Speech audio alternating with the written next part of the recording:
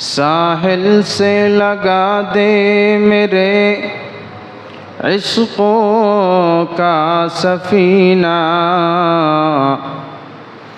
साहिल से लगा दे मेरे इश्क़ों का सफ़ीना, या रब दिखा दे मुझे मक्का ও মদিনা।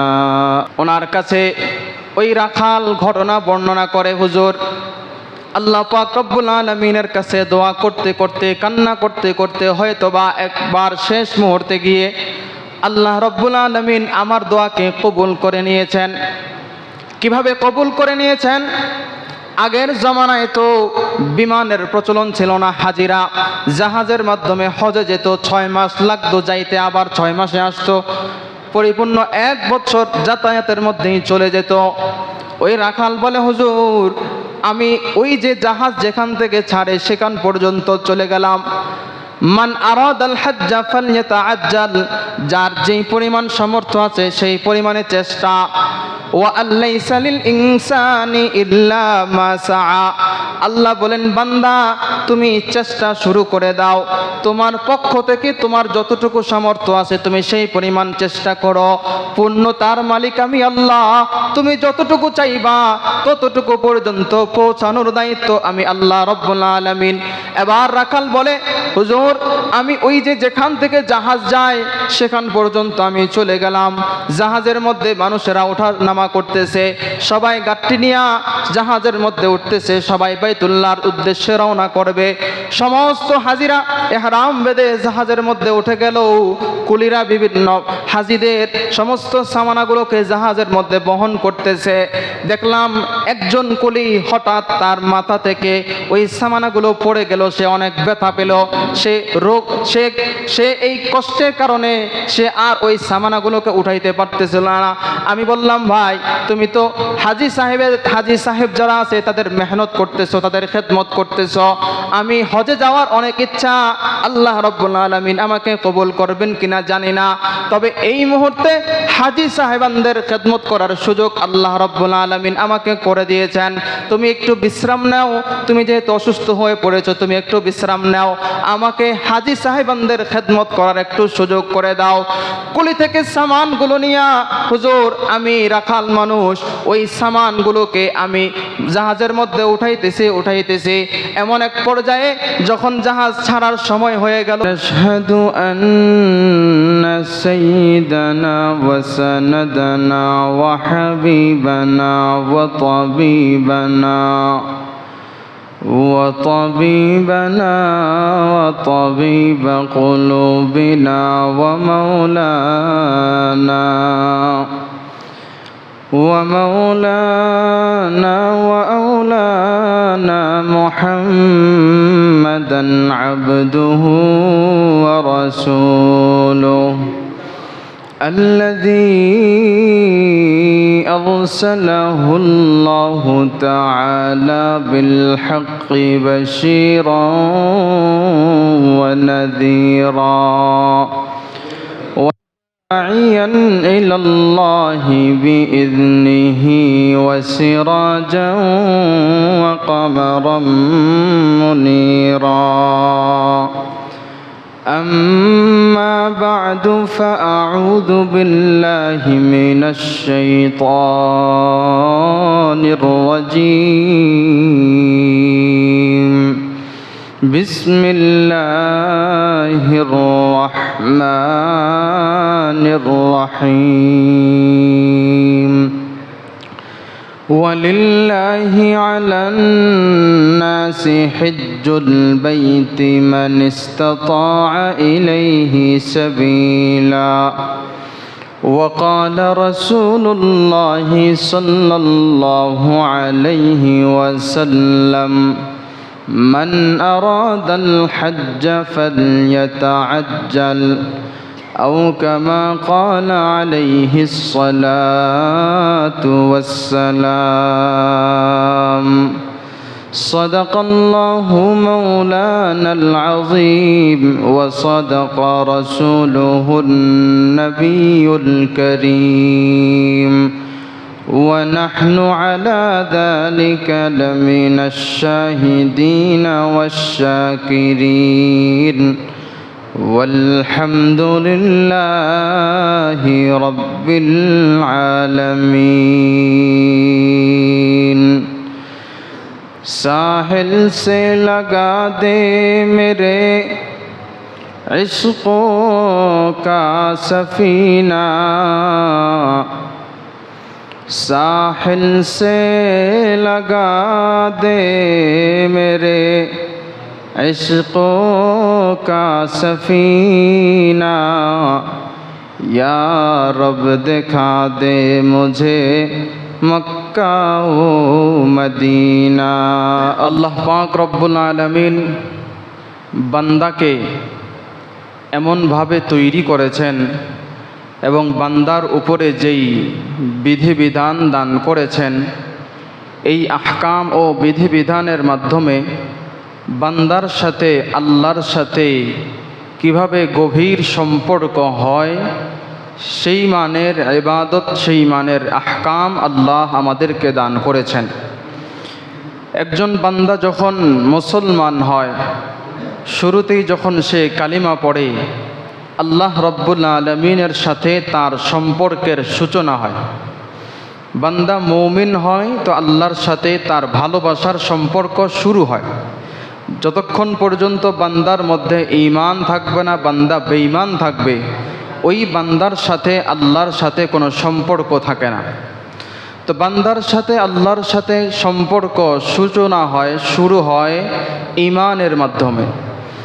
এরপরে কোনো বান্দা যদি ঈমান আনয়ন করে, ঈমান আনার পরে বান্দার উপরে সর্বপ্রথম যেই আহকাম, যেই বিধিবিধান বান্দার উপরে আরোপিত হয়, সেটা হলো নামাজ। নামাজের মাধ্যমে বান্দার সাথে আল্লাহর সাথে সম্পর্ক আস্তে আস্তে গভীরতার দিকে যায়। বান্দা যেদিকেই থাকুক না কেন, সে যদি প্রকৃত মুমিন হয়, তাহলে 5 বার যখন আল্লাহ রব্বুল আলামিনের পক্ষ থেকে মুয়াজ্জিন যখন আজান দেয়, নামাজের জন্য ডাক দেয়, তখন বান্দা যত কাজেই ব্যস্ত থাকুক না কেন, যত জায়গায় থাকুক না কেন, যেখানেই সে পড়ে থাকুক না কেন, সে আল্লাহর ডাকে সাড়া দেওয়ার জন্য 5 ওয়াক্ত সে মসজিদে চলে আসে। এইভাবে সে ভালোবাসার নজরানা পেশ করে। এবার বান্দার সাথে আল্লাহর সাথে সম্পর্ক আরেকটু গভীর হয়। বান্দার উপর আল্লাহর পক্ষ থেকে আদেশ, বান্দা তুমি আমাকে যদি ভালোবেসে থাকো, তাহলে তুমি রমজানের মধ্যে 1 মাস উপবাস থাকো, আমাকে সন্তুষ্টির লক্ষ্যে তুমি না খেয়ে থাকো। বান্দা বলে, আল্লাহ আপনার সাথে সম্পর্ক গভীর করতে আমি অবশ্যই প্রস্তুত, আপনি যা বলবেন তাই করতে আমি প্রস্তুত। আমি 1 মাস তাহলে অবশ্যই আপনার আদেশ পালনার্থে আমি ক্ষুধার্ত থাকবো, না খেয়ে থাকবো। তো বান্দার সাথে সম্পর্ক, আল্লাহর সাথে সম্পর্ক আরেকটু গভীর হয়।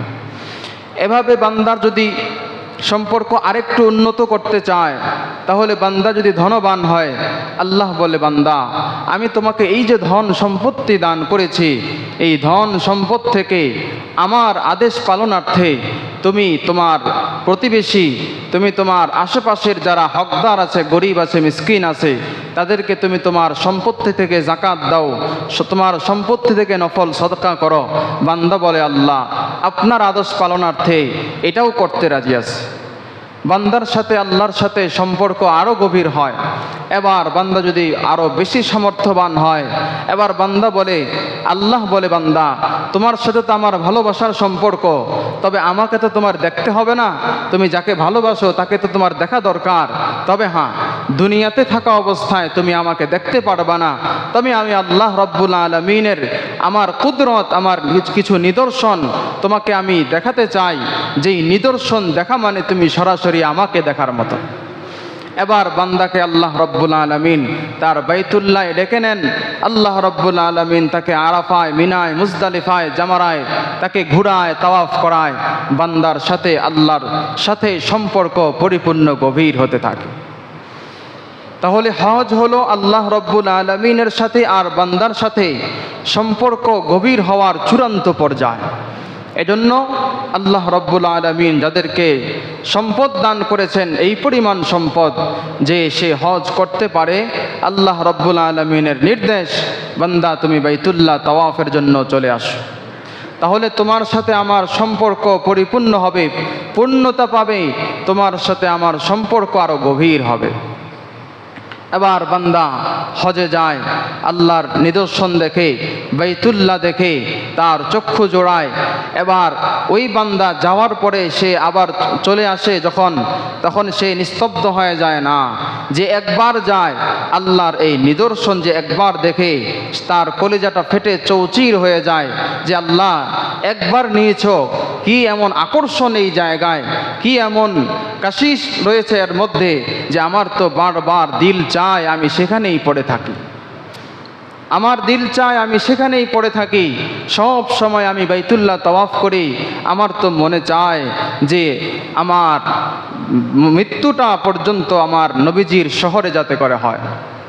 রহে মেরা মাসকান, রহে মেরা মাসকান हवालिए काबा, बने मेरा मदफन दियारे मदीना। কবি আরজ করে, আল্লাহ আমার বসবাসের জায়গা বাইতুল্লাহর আশেপাশে করে দিন, আর আমার দাফনের জায়গা, আমার মৃত্যু পরবর্তী জায়গা, বাসস্থান আপনার কামলিওয়ালা নবীজি, প্রিয় নবীজির শহরের মধ্যে, মদিনার মধ্যে আমার দাফনের জায়গা করে দিন। তাহলে এই যে হজ, এটা হলো ভালোবাসার নিদর্শন, বান্দার সাথে আল্লাহর সাথে সম্পর্ক গভীর হওয়ার নিদর্শন। এই হজ কাকে বলে? হজ বলা হয় যে নির্দিষ্ট দিনে, নির্দিষ্ট সময়ে, নির্দিষ্ট কিছু ইবাদত, নির্দিষ্ট কিছু আহকাম পালন করার নাম। আরবির মধ্যে আল্লামা জুরজানি রহমাতুল্লাহি আলাইহি সেটা বলেছিলেন, কসদুন লিবাইতিল্লাহি তাআলা বিসিফাতিন মখসুসাতিন ফি ওয়াক্তিন মখসুসা বিশরাইত মখসুসা। অর্থাৎ নির্দিষ্ট সময়ে, নির্দিষ্ট দিনে, নির্দিষ্ট কিছু বিধান পালন করার নামই হলো হজ। আল্লাহ রাব্বুল আলামিন এই হজ কাদের উপরে ফরজ করেছেন? আল্লাহ রাব্বুল আলামিন বলেন, ওয়ালিল্লাহি আলান নাসি হিজ্জুল বাইতি মান ইসতাতাআ ইলাইহি সাবিলা। আল্লাহ বলেন ওয়ালিল্লাহি আলান নাস, আল্লাহ রাব্বুল আলামিনের নির্দেশ মানব জাতির জন্য, মান ইসতাতাআ ইলাইহি হিজ্জুল বাইতি মান ইসতাতাআ ইলাইহি সাবিলা, সে যেন বাইতুল্লাহ হজ করতে যায়। কখন যাবে? মান ইসতাতাআ ইলাইহি সাবিলা, যে সেখানে যাওয়ার সক্ষমতা রাখে। এবার এই সক্ষমতা দ্বারা উদ্দেশ্য কি?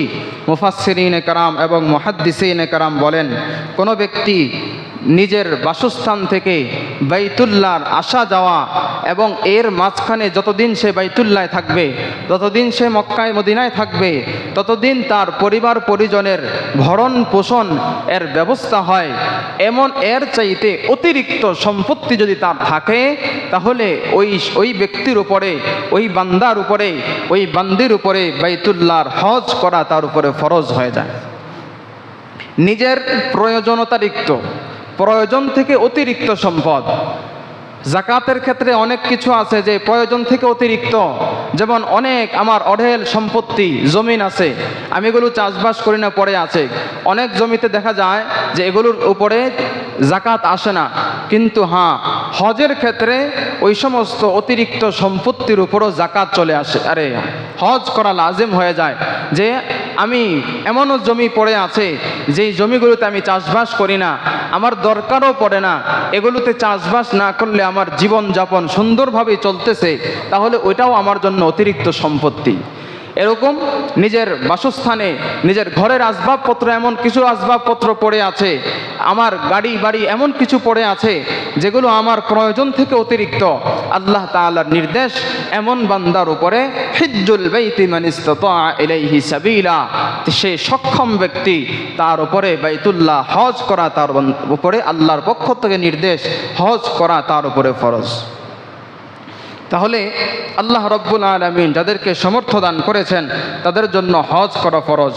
এবার আসি যে এই হজ বান্দার উপরে কয়বার করা ফরজ। আল্লাহ রসুল সাল্লাল্লাহু আলাইহি ওয়াসাল্লামের কাছে এক সাহাবী এসে বললেন, আল্লাহ রাসূল সাল্লাল্লাহু আলাইহি ওয়াসাল্লাম সাহাবায়ে কেরামকে নিয়ে যখন ভাষণ দিচ্ছিলেন, একবার খুতবা দিচ্ছিলেন, আল্লাহ রাসূল হাদিসের মধ্যে ইরশাদ করেন, ইয়া আইয়ুহান নাস قد فرض الله عليكم الحج فحجوا। আল্লাহ রাসূল সাল্লাল্লাহু আলাইহি ওয়াসাল্লাম মসজিদে নববীর মধ্যে ইরশাদ করেন, হে মানুষ সকল, আল্লাহ রাব্বুল আলামিন তোমাদের উপরে হজকে ফরজ করে দিয়েছেন, সুতরাং তোমরা হজ পালন করো। আল্লাহ রাসূলের এক সাহাবী দাঁড়ায় গেলেন, ইয়া রাসূলুল্লাহ, হজ কি বছরে প্রত্যেক বছরেই আমাদের জন্য ফরজ নাকি জীবনে একবার ফরজ? আল্লাহ রাসূলের এই সাহাবীর প্রশ্নের জবাবে নবী করিম সাল্লাল্লাহু আলাইহি ওয়াসাল্লাম কোনো জবাব দিলেন না। দ্বিতীয়বার আবার এই সাহাবী জিজ্ঞাসা করলেন, ইয়া রাসূলুল্লাহ, আপনি যে হজ পালনের জন্য আদেশ করেছেন, এই হজ কি আমরা প্রত্যেক বছরেই করতে হবে নাকি জীবনে একবার করলেই চলবে? আল্লাহ রাসূল দ্বিতীয়বারও কোনো জবাব দিলেন না। আবার সাহাবী তৃতীয়বার জিজ্ঞাসা করলেন, ইয়া রাসূলুল্লাহ, জীবনে একবার করব নাকি বারবার হজ পালন করতে হবে? আল্লাহ রাসূল সাল্লাল্লাহু আলাইহি ওয়াসাল্লাম এবার জবাব দিলেন, জীবনে একবার যদি হজ পালন করো, তোমার উপর থেকে হজের ফরজিয়ত আদায় হয়ে যাবে। এবার নবী করিম সাল্লাল্লাহু আলাইহি ওয়াসাল্লাম নিজ থেকেই জবাব দিচ্ছেন। ওই যে সাহাবী তিনবার প্রশ্ন করলেন, কিন্তু আল্লাহর রাসূল জবাব দিলেন না। কেন জবাব দেন নাই? আল্লাহর রাসূল বলেন, ও আমার সাহাবায়ে কেরাম, তোমরা যে আমাকে জিজ্ঞাসা করেছো আমরা কি হজ বারবার করব নাকি জীবনে একবার করব, আমি যদি বলতাম নাআম, হ্যাঁ, তাহলে তোমাদের উপরে জিন্দেগির প্রত্যেকটা বছরে তোমাদের উপরে হজ পালন করা ফরজ হয়ে যেত। আমি যদি শুধু হ্যাঁ বলতাম তাহলে তোমাদের জন্য প্রত্যেক বছরই হজ পালন করা আবশ্যক হয়ে যেত। অথচ প্রত্যেক বছর হজ পালন করা সবার জন্য সম্ভব না, সবার সামর্থ্য তেমন নাই। এই জন্য আল্লাহ রাসূল সাল্লাল্লাহু আলাইহি ওয়াসাল্লাম সাহাবী তিনবার প্রশ্ন করার পরেও তৃতীয়বারের সময় জবাব দিয়েছেন, প্রত্যেকবার জবাব দেন নাই। এবার আসি, এই যে আমাদের উপরে হজ ফরজ, যাদের উপরে হজ ফরজ হয় সে যদি হজ পালন না করে, হজ যদি সে আদায় না করে, তাহলে এর ক্ষতি কি? হাদিসের মধ্যে আল্লাহ রাসূল সাল্লাল্লাহু আলাইহি ওয়াসাল্লাম বলেন, قال رسول الله صلى الله عليه وسلم من لم يمنعه عن الحج حاجة ظاهرة أو سلطان زائر أو مرض حابس। আল্লাহ রাসূল সাল্লাল্লাহু আলাইহি ওয়াসাল্লাম বলেন, কোনো বান্দার যদি এমন হয় যাকে জাহিরিভাবে কোনো প্রয়োজন তাকে আটকে রাখে নাই, এমন এক প্রয়োজন, এমন এক জরুরতের মধ্যে সে আটকা পড়ে গেছে, যেই জরুরতকে ফেলে দিয়ে সে হজে যেতে পারবে না। দুই নম্বর, আল্লাহ রাসূল বলেন, এমন কোনো বাদশা তাকে প্রতিবন্ধকতা তৈরি করে নাই, যেই বাদশা অনেক বড় জালেম, ওই জালেম বাদশা তাকে হজে যাওয়ার জন্য বাধা দেয় না। তিন নম্বরে আল্লাহ রাসূল বলেন, আও মারাদুন হাবিস, অথবা এমন কোনো অসুস্থতা ওই বান্দাকে ধরে নাই, যেই অসুস্থতা ওই বান্দাকে বিছানা থেকে উঠতে বারণ করে, যেই অসুস্থতার দরুন বান্দা বাইতুল্লাহ পর্যন্ত পৌঁছাতে পারবে না। আল্লাহর রাসূল বলেন, এই তিনটা প্রতিবন্ধকতা যদি কোনো বান্দার মধ্যে না পাওয়া যায়, ফামাতা, এই তিনটা প্রতিবন্ধকতা না থাকার পরেও বান্দা হজ পালন না করে মারা গেল, আল্লাহর রাসূল সাল্লাল্লাহু আলাইহি ওয়াসাল্লাম বলেন, ফালইয়ামুত, সে মারা যাক, আমার কোনো পরোয়া নাই। ইনশাআ ইয়াহুদিয়া ওয়া ইনশাআ নাসরানিয়া। আল্লাহর রাসূল সাল্লাল্লাহু আলাইহি ওয়াসাল্লাম বলেন, ওই বান্দা মারা যাওয়ার সময় ইহুদি হয়ে মারা যাক, খ্রিস্টান হয়ে মারা যাক, আমি আল্লাহর রাসূলের কোনো দেখার বিষয় না।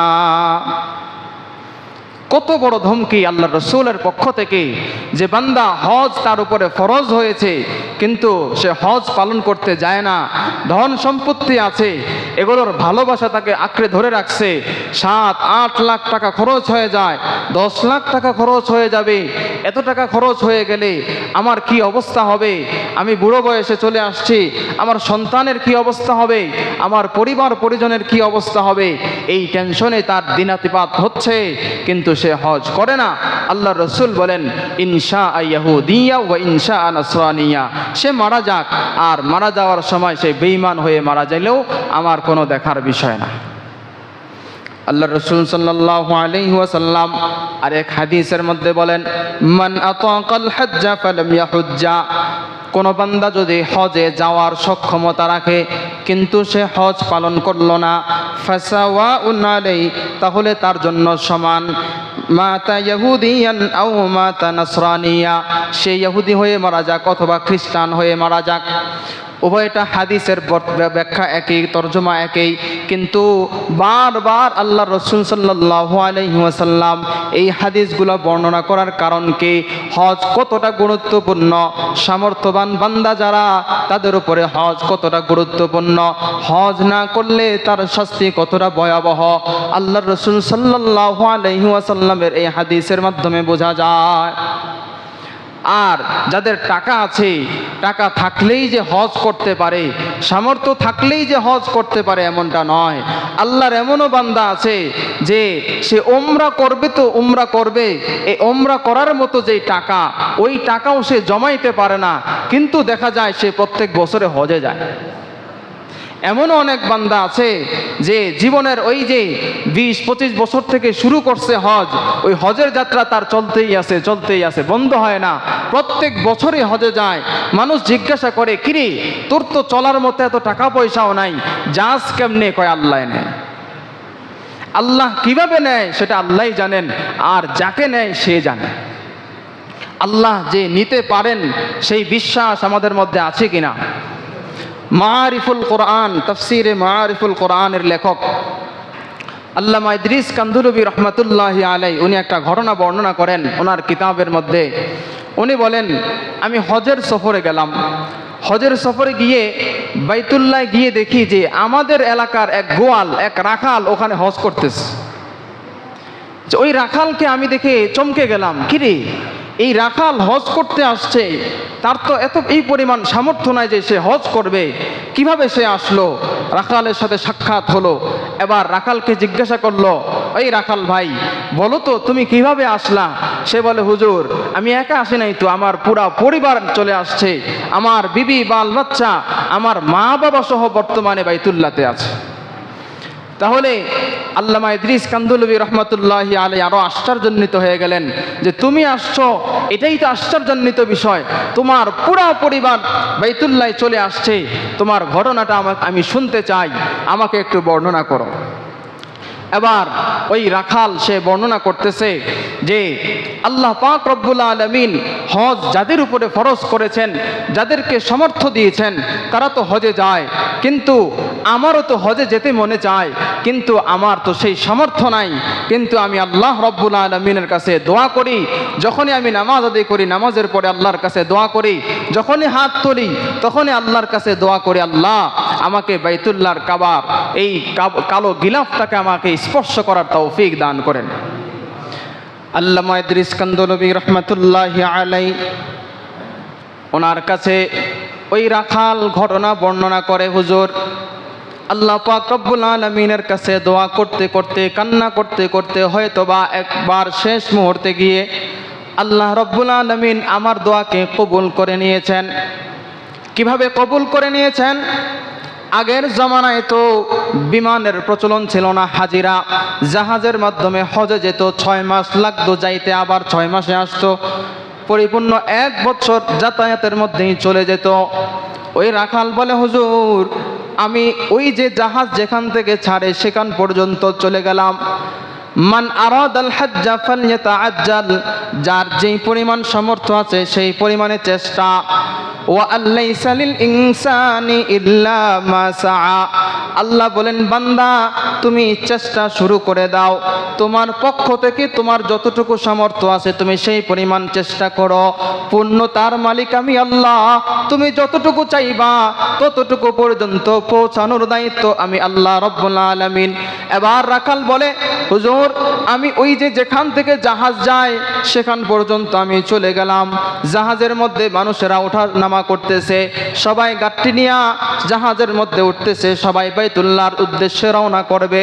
সমস্ত হাজিরা ইহরাম বেঁধে জাহাজের মধ্যে উঠে গেল, কুলিরা বিভিন্ন হাজিদের সমস্ত সামানাগুলোকে জাহাজের মধ্যে বহন করতেছে। দেখলাম একজন কুলি হঠাৎ তার মাথা থেকে ওই সামানাগুলো পড়ে গেল, সে অনেক ব্যথা পেল, সে রোগ সে এই কষ্টের কারণে সে আর ওই সামানাগুলোকে উঠাইতে পারতেছিল না। আমি বললাম, ভাই ভাই তুমি তো হাজী সাহেব যারা আছে তাদের মেহনত করতেছো, তাদের খেদমত করতেছো। আমি হজে যাওয়ার অনেক ইচ্ছা, আল্লাহ রাব্বুল আলামিন আমাকে কবুল করবেন কিনা জানি না, তবে এই মুহূর্তে হাজী সাহেবানদের খেদমত করার সুযোগ আল্লাহ রাব্বুল আলামিন আমাকে করে দিয়েছেন।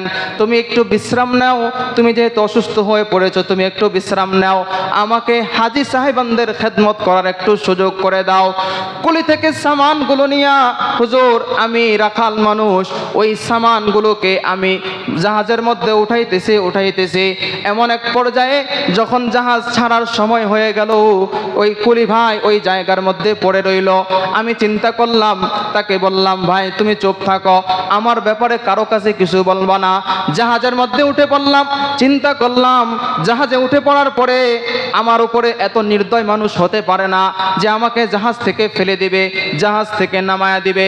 চিন্তা করলাম কোনো একভাবে লুকাইয়া হলেও যদি জাহাজের মধ্যে থেকে যেতে পারে, আল্লাহ রাব্বুল আলামিন হয়তোবা এর উসিলায় আমাকে জেদ্দা বন্দর পর্যন্ত আমাকে নিয়ে যাবে। হাজী সাহেবানদের খেদমত করার জন্য উঠে গেলাম। এবার হাজী সাহেবানদেরকে কাউকে পানি এনে দিচ্ছে, কারো এই খেদমত করে দিচ্ছে, কারো রান্না করে দিচ্ছে, বিভিন্ন খেদমত করে দিচ্ছে। সবাই আমার উপরে সন্তুষ্ট হয়ে গেল। হাজী সাহেবানদের এই জাহাজ যখন জেদ্দা বন্দর পর্যন্ত পৌঁছে গেল, এবার প্রত্যেকের কাছে কাগজপত্র, সবাই সিরিয়ালের মধ্যে দাঁড়ায় গেল। সিরিয়াল দিয়ে এবার সকলেই বন্দর দিয়ে বের হবে। আমার কাছে তো কোনো ধরনের কাগজপত্র নাই, আমার কাছে কোনো সামানা নাই, আমি কিভাবে এই বন্দর দিয়ে বের হব? আমি তো ধরা পড়ে যাব। এবার আমি কৌশল করলাম, আমাকে যদি বাইতুল্লাহ পর্যন্ত পৌঁছাতে হয় আমাকে একটা রিস্ক নিতে হবে, আমাকে একটা বিপজ্জনক রাস্তা পাড়ি দিতে হবে। আমি সেই চিন্তা করে আমি জাহাজ থেকে লাফ দিয়ে নদীর মধ্যে ঝাঁপ দিলাম। নদীর মধ্যে পড়ে গিয়ে সাঁতরাতে আমি তীরের মধ্যে গিয়ে পৌঁছালাম। রাত্রিবেলায় তীরের মধ্যে উঠলাম, উঠে দেখি ওই যে দূরের মধ্যে একটা আলো জ্বলতেছে, মনে হয় যেন সেখানে কোনো মানুষ বসবাস করে। হুজুর আমি সেখান পর্যন্ত চলে গেলাম, ওই যে বাড়ি পর্যন্ত চলে গিয়ে দেখলাম সেখানে শিশু বাচ্চার কান্নার আওয়াজ আসতেছে। আমি ভিতরে আওয়াজ করলাম, বললাম ভাই আমার এমন এক পর্যায়ে আমি সেখান থেকে এসেছি, আমার অনেক কষ্ট, মুসাফির মানুষ, আমাকে একটু সুযোগ দেন। আমাকে ওই বান্দা, ওই মালিক, ওই ঘরের মালিক আমাকে সুযোগ দিল, তার ঘরের মধ্যে থাকার মতো ব্যবস্থা করে দিল। এবার দেখলাম তার যেই সন্তান আছে ওই সন্তান কান্না করতেছে। এর কারণ হলো তার মায়ের দুধ থেকে, স্তন থেকে দুধ বের হচ্ছে না, মায়ের দুধ পান করতে পারতেছে না, এই জন্য বাচ্চাটা কান্না করতেছে। আবার তার একটা গরু আছে, তার গোয়াল ঘর আছে, গোয়াল ঘরের যেই গরু আছে ওই গরুর দুধ দহন করার মতো সক্ষমতা তাদের নাই, সে দুধ দহন করতে পারে না, দুধ দহন করতে পারতেছে না। এদিক দিয়ে মায়ের স্তন থেকেও দুধ আসতেছে না, দোনোটা কারণে বিপদের মধ্যে পড়ে গেল। ওই যে রাখাল ভাই সে বলো এটা তোমার কাজ নয়, সে ইশারা ইঙ্গিতে বুঝায় দিল তুমি না পারলেও আমি এই ব্যাপারে পণ্ডিত, তুমি পারো না, আমাকে সুযোগ দাও, আমাকে একটা চান্স দাও, আমি তোমাকে সুযোগ, আমি আমার এই সুযোগটাকে কাজে লাগাই, আমি তোমাকে খেদমত করে দেই।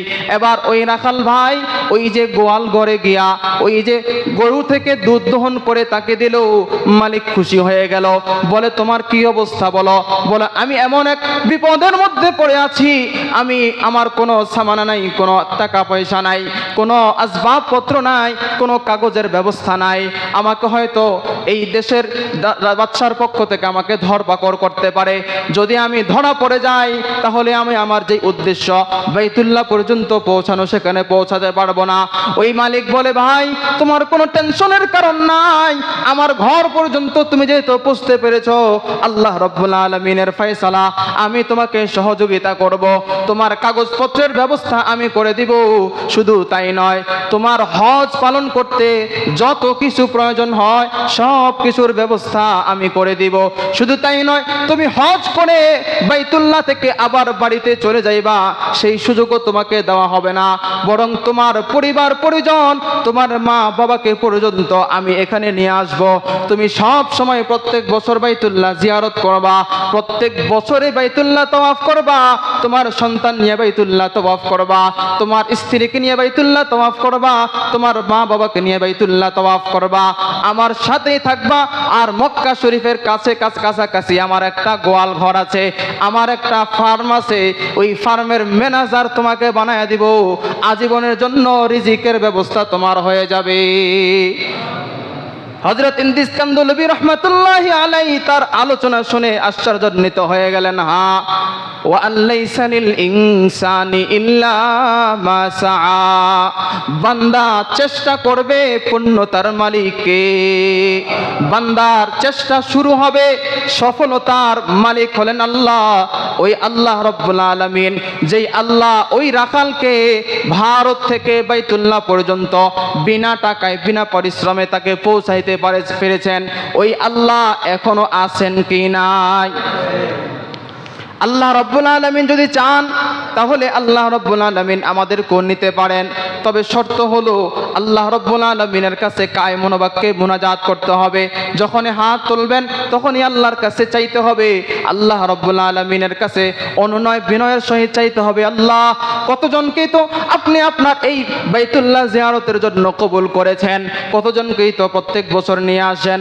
আল্লাহ, আমি নাখান্দা, আমার কোনো যোগ্যতা নাই, আমার কোনো ধন নাই, আমার কোনো সম্পত্তি নাই, কিন্তু আমার একটা মন আছে, এই মনটা সব সময় ছটফট করে কখন যেন বাইতুল্লাহর কালো খিলাফ স্পর্শ করতে পারবে, কখন তাওয়াফ করব, কখন সাফা মারওয়ায় সাই করব, কখন মিনায় যাব, কখন আরাফায় যাব, কখন মুজদালিফায় যাব, কখন রমিয়ে জিমার করব। এই যে একটা মন আছে, ওই মনটা আমার সব সময় পড়ে থাকে বাইতুল্লাহর মধ্যে। এই আগ্রহ নিয়ে, এই মনোবাসনা নিয়ে যদি আল্লাহ রাব্বুল আলামিনের কাছে আমি চাইতে পারি, আল্লাহ রাব্বুল আলামিন আমাকেও সেই বান্দার মতো কবুল করবেন। আরেকটা ঘটনা, হযরতে আব্দুল্লাহ ইবনে মুবারক রাহমাতুল্লাহি আলাইহি, আমরা যে সিয়াসিত্তা পড়ি, এই সিয়াসিত্তার সমস্ত হাদিসের কিতাবের বড় বড় মুহাদ্দিসিনদেরও বড় উস্তাদ এই আব্দুল্লাহ ইবনে মুবারক রাহমাতুল্লাহি আলাইহি, উনি ওনার নানার বাড়ির সম্পত্তি থেকে অনেক ধন সম্পত্তি পেয়েছিলেন। প্রতি বছর উনি হজে যেতেন, পাশাপাশি ওনার এলাকার 1000 মানুষকে বিনা টাকায় উনি নিজের পরিশ্রমের টাকা দিয়ে হজ করাতেন। এত বড় দানশীল কে আছে এখন? 1000 মানুষকে নিজের টাকায় হজ করাতেন এবং নিজেও প্রত্যেক বছর হজে যেতেন। এই হাজিদের লিডার মুআল্লিম তিনি ছিলেন, প্রত্যেক বছর ওনার এই কাজ আঞ্জাম দিয়ে যেতেন। তো একবার হযরত আব্দুল্লাহ ইবনে মুবারক রাহমাতুল্লাহি আলাইহি হজ পালন করলেন, তাওয়াফে জিয়ারত শেষ, তাওয়াফ শেষ করলেন। এবার ইরাক থেকে উনি আসলেন কাফেলা নিয়ে, উনি পরদিন বাড়িতে ফিরে যাবেন। রাত্রিবেলায় উনি যখন ঘুমালেন, ঘুমের মধ্যে স্বপ্নে দেখলেন যে আব্দুল্লাহ ইবনে মুবারক রাহমাতুল্লাহি আলাইহি শুয়ে আছেন, ওনার মাথার পাশে একজন, পায়ের দিক থেকে একজন, দুইজন সাদা পোশাকধারী মানুষ তারা এসে বসেছে। একজন আরেকজনকে জিজ্ঞাসা করতেছে, ভাই বলো তো এই বছর হজে হাজি সাহেবানদের সংখ্যা কত, যারা হজ করতে এসেছে তারা কয়জন? আর মাথার পাশে পায়ের পাশে যে আছে বলতেছে, এই বছর যারা হজ করতে এসেছে তাদের সংখ্যা হলো 6 লক্ষ। এবার বলতেছে, আচ্ছা বলো তো যে এই যে যারা হজ করতে এসেছে তাদের সকলের হজ কি আল্লাহ তাআলা কবুল করেছেন? কয় না, তাদের কারো হজকে আল্লাহ কবুল করেননি। আব্দুল্লাহ ইবনে মুবারক রাহমাতুল্লাহ আলাইহি স্বপ্নের মধ্যে এগুলো দেখতেছিলেন, উনি আশ্চর্যান্বিত হয়ে গেলেন, কিরে এত মানুষ, 6 লক্ষ মানুষ হজ করতে এসেছে, কারো হজই আল্লাহ রাব্বুল আলামিন কবুল করলেন না। তবে এবার বলতেছে, তাহলে আল্লাহ তাআলা কবুল করেন নাই, তাহলে কি হবে? হ্যাঁ, যারা এসেছেন তাদের হজ কবুল করেন নাই ঠিক, কিন্তু এক বান্দার কারণে আল্লাহ রাব্বুল আলামিন এই 6 লক্ষ হাজিদের হজ কবুল করে নিয়েছেন। এবার বলতেছে, এই 6 লক্ষ হাজিদের হজ কবুল করে নিয়েছেন এমন এক বান্দা, সেই বান্দাকে এখানে উপস্থিত? কয় না, সে তো এখানে উপস্থিত না। সে কোন জায়গায়? কয় সে ইরাকের মধ্যে আছে। তার নাম কি? কয় তার নাম হলো আলী ইবনে মুআফফাক। এবার এই আলী ইবনে মুআফফাকের হযরত আব্দুল্লাহ ইবনে মুবারক রাহমাতুল্লাহি আলাইহি পরদিন সকল কাফেলাকে লক্ষ্য করে বললেন, ও আমার হাজি সাহেবান ভাইয়েরা, যাও তোমরা সকলে বাড়ি যাওয়ার সময় হয়ে গেছে, সকলেই বাড়িতে রওনা করো। তবে আমি বাড়িতে যাব না, আমার বিশেষ কোনো কারণে আমি অন্যত্র যাব। হযরত আব্দুল্লাহ ইবনে মুবারক রাহমাতুল্লাহি আলাইহি এবার রওনা করলেন, মক্কা থেকে রওনা করলেন। মেন যেই শহরের মধ্যে গেলেন, শহরে গিয়ে ঘোষণা করলেন, ভাই তোমরা কি আলী ইবনে মুওয়াফাক নামে কাউকে চিনো নাকি? কেউই উত্তর দিচ্ছে না। কয় আলী ইবনে মুওয়াফাক নামে এমন কোনো প্রসিদ্ধ বা পরিচিত মানুষ কেউ নাই। হযরত আব্দুল্লাহ ইবনে মুবারক রাহমাতুল্লাহি আলাইহি বুঝতে পারলেন, আমাকে স্বপ্নে যে ব্যক্তিকে দেখানো হয়েছে সেই ব্যক্তি কোনো প্রসিদ্ধ মানুষ না, সে সাধারণ নগণ্য একজন মানুষ, হয়তোবা তাকে খুঁজে পেতে অনেক কষ্ট হবে। কিন্তু হাল ছাড়া যাবে না। আব্দুল্লাহ ইবনে মুবারক রাহমাতুল্লাহি আলাইহি খোঁজা শুরু করে দিলেন, তার বাড়ি পর্যন্ত আমাকে পৌঁছাতে হবে। এবার গ্রামগঞ্জে ছড়িয়ে পড়লেন, আর লোকদেরকে জিজ্ঞাসা করেন, ভাই আলী ইবনে মুওয়াফাককে চিনো কিনা? শেষ পর্যায়ে আলী ইবনে মুওয়াফাকের পরিচয় পাওয়া গেল। একজন বলল, হ্যাঁ, আমাদের এলাকায় একেবারে নগণ্য একজন ব্যক্তি মুচির কাজ করে, এমন এক ব্যক্তি আছে আলী ইবনে মুওয়াফাক নামে। তার বাসা হলো ওই যে ঝোপঝাড় দেখতেছ, বাগানের মধ্যে, চিপা চাপার মধ্যে আলী ইবনে মুওয়াফাকের বসবাস। এবার হযরতে আব্দুল্লাহ ইবনে মুবারক রাহমাতুল্লাহি আলাইহি রাত্রিবেলায় আলী ইবনে মুওয়াফাকের ঘর পর্যন্ত পৌঁছে তার ঘরের দরজায় গিয়ে কড়া নাড়লেন। ভিতর থেকে আওয়াজ আসলো, কে? বলল, আমি একজন মুসাফির, আপনি একটু কষ্ট করে বের হয়ে আসেন। বলল, ভাই আপনার কি পরিচয়? বলল, আমার কোনো পরিচয় নাই, আমি হলাম সাধারণ একজন মুসি, আমি কোনো বিশেষ কোনো মানুষ নয়। কয় না, আপনি এক সাধারণ মানুষ নন, আপনি বিশেষ কোনো এমন আমল করেছেন যেই আমলের কারণে আল্লাহ পাক রব্বুল আলামিন আপনার উপরে সন্তুষ্ট হয়ে গেছেন। আর আল্লাহ রব্বুল আলামিন আপনার উপরে সন্তুষ্ট হয়ে আপনার বদৌলতে 6 লক্ষ হাজিদের হজকেও কবুল করে নিয়েছেন। বলেন ভাই, কি এমন আমল করেছেন যেই আমলের বদৌলতে আল্লাহ রব্বুল আলামিন আপনাকে এতটা উচ্চ মর্যাদায় আসীন করেছেন? এবার ওই বান্দা বলে, ভাই আপনাকে তো আমি চিনি না, তবে হ্যাঁ, হতে পারে আল্লাহ রব্বুল আলামিন আমার ক্ষুদ্র একটা কাজকে কবুল করে নিয়েছেন। কি এমন কাজ করেছেন, কি এমন নেক আমল করেছেন? কয়, আমি কোনো ভালো আমল করি না, আমি কোনো নেক আমল করি নাই, তবে আমি সাধারণ একজন মুচি, আমি দিন রাত পরিশ্রম করে জুতা সেলাই করে আমি কামাই করি, আমি দিনের বেলায় জুতা সেলাই করে আমি আমার পরিবারকে চালাই, রাত্রিবেলায় আমি জুতা সেলাই করি, আমি এই টাকাগুলোকে সঞ্চয় করি। কোন উদ্দেশ্যে সঞ্চয় করেন? কয়, বাইতুল্লাহ জিয়ারতের উদ্দেশ্যে আমি এই টাকাগুলোকে সঞ্চয় করে রাখি, যে রাত্রিবেলায় যেই পরিমাণ আমার সম্পদ জমা হয় সেগুলোকে আমি একটা ব্যাংকের মধ্যে জমা করি। যখন আমার এই সম্পদগুলা হজে যাওয়ার মতো সম্পদ হবে, আমি সেগুলো দিয়ে বাইতুল্লাহ জিয়ারত করব। এক পর্যায়ে হুজুর আমার ওই পরিমাণ সম্পত্তি জমা হয়ে গেল, বাইতুল্লাহর উদ্দেশ্যে নাম লেখাইলাম, এই বছর আমি হজের উদ্দেশ্যে যাব, বাইতুল্লাহ জিয়ারতের উদ্দেশ্যে যাব। আল্লাহ পাক রব্বুল আলামিন আমাকে বাইতুল্লাহ জিয়ারতের জন্য কবুল করবেন। যেদিন যাব, এর আগে আমার স্ত্রী ছিল, আমার স্ত্রী ছিল সন্তান প্রসবা, আমার স্ত্রীর গর্ভে বাচ্চা ছিল, স্ত্রী থেকে বিদায় নিব, স্ত্রীকে প্রয়োজনীয় সমস্ত বাজার সদাই কিনে দেব। স্ত্রীকে জিজ্ঞাসা করলাম, স্ত্রী আমাকে মাফ করে দিও, আমি বাইতুল্লাহ জিয়ারতে যাব। স্ত্রী বলে, স্বামী আমার, আপনি বাইতুল্লাহ জিয়ারতে যাবেন, আর সামনে আপনার সাথে দেখা হয় কিনা জানা নাই, তবে আমার একটা আকাঙ্ক্ষা, আমার একটা শখ জাগ্রত হয়েছে, আপনি বাইতুল্লাহ জিয়ারতে যাওয়ার আগে আমাকে এই রাত্রিবেলা আমাকে একটু গোশত খাওয়ায়া যান, আপনি আমাকে একটু গরুর গোশত খাওয়ান। স্ত্রীকে হযরত আলী ইবনে মুওয়াফাক বলে, এই মুহূর্তে এত গভীর রজনীতে তোমার জন্য গোশতের ব্যবস্থা করব কোত্থেকে? তবে তুমি যেহেতু আশা করেছো, আর এই আশা পূরণ করার জন্য আমি একটু চেষ্টা করে দেখতে পারি। আলী ইবনে মুওয়াফাক নিজের ঘর থেকে বের হয়ে এবার এলাকাবাসীর কাছে ঘোরাঘুরি শুরু করে দিলেন, বিভিন্ন জায়গায় জিজ্ঞাসা করলেন, ভাই তোমাদের কাছে কি একটু গোশত হবে কিনা? আমার স্ত্রী খেতে চেয়েছে। এবার এক জায়গায় গিয়ে সে গোশতের সন্ধান পেয়েছে, কিন্তু ওই যারা গোশত রান্না করতেছিল তারা গোশত দিতে রাজি হলো না। আলী ইবনে মুওয়াফাক বলে, ভাই সামান্য একটু গোশত দাও না। কয়, আলী তোমার জন্য এই গোশত হারাম, কিন্তু আমাদের জন্য এই গোশত হালাল। আলী ইবনে মুওয়াফাক আশ্চর্যান্বিত হয়ে গেল, তোমার জন্য যে গোশত হালাল হবে, আমার জন্য তো সেই গোশত আল্লাহ হালাল করেছেন, তোমার জন্য যা হারাম আমার জন্য তো তা হারাম। আল্লাহর বিধান তোমার জন্য যেমন সমান আমার জন্য তেমন সমান, সুতরাং কারণটা একটু বলো, কেন তোমার জন্য হালাল আমার জন্য হারাম? বলতেছে, ভাই আমরা 3 দিন ধরে আজকে না খেয়ে আছি, 3 দিন পর যখন এমন এক মুহূর্তে চলে আসলো, যেই মুহূর্তের মধ্যে যদি কিছু না খাই তাহলে আমরা হয়তো এই দুনিয়া থেকে চলে যেতে হবে। আমরা আমাদের বাড়ির পাশে একটা মোড়া গাভী পড়ে দেখেছি, সেখান থেকে আমরা কিছু গোশতের টুকরা গোশত এনে আমরা রান্না করতেছি, সেই গোশতগুলোই আমরা খাবো। বলো ভাই এই গোশত তো আমাদের জন্য হালাল কিন্তু তোমার জন্য তো হারাম। এবার আলী ইবনে মুওয়াফফাক বলে ভাই এই গোশত তোমার খাওয়ার দরকার নাই, তুমি একটু সবর করো আমি আসতেছি। আলী ইবনে মুওয়াফফাক এবার তার ওই যে সঞ্চিত যে হজের জন্য যত টাকাগুলো জমাইছিল সব টাকাগুলো নিয়ে ওই বান্দাকে দিয়ে দিছে। এবার আলী ইবনে মুওয়াফফাক নিরাশ হয়ে গেল, হায় আল্লাহ রাব্বুল আলামিন আমাকে তো হাজীদের দফতরে নাম লেখাইছিলেন, এই বছর হজে যাব, কিন্তু সামান্য এক ঘটনার কারণে আমার ভাগ্য পরিবর্তন হয়ে গেল, এই বছর আর হজে যাওয়া হলো না। কান্নারত অবস্থায় এবার আল্লাহর কাছে কায়ে মনোবাক্যে দোয়া করে, আল্লাহ আমার কি হজে যাওয়া হবে আর কি বাইতুল্লাহ জিয়ারত করা হবে না? আলী ইবনে মুওয়াফফাক কান্না করে আর অন্যান্য সাথীরা সবাই হজে চলে গেল। হজ করে এবার সমস্ত সাথীরা আবার চলে আসলো। আলী ইবনে মুওয়াফফাকের সাথে সমস্ত সাথীদের দেখা হয়ে গেল। গ্রামবাসী অমুক জনে এসে বলে, আলী ইবনে মুওয়াফফাক তোমাকে যে দেখলাম তুমি বাইতুল্লাহ তাওয়াফ করতেছো, তাওয়াফের পরে তুমি কোথায় যেন উধাও হয়ে গেলা, এরপরে আর পুরা হজের মধ্যে তোমাকে দেখলাম না।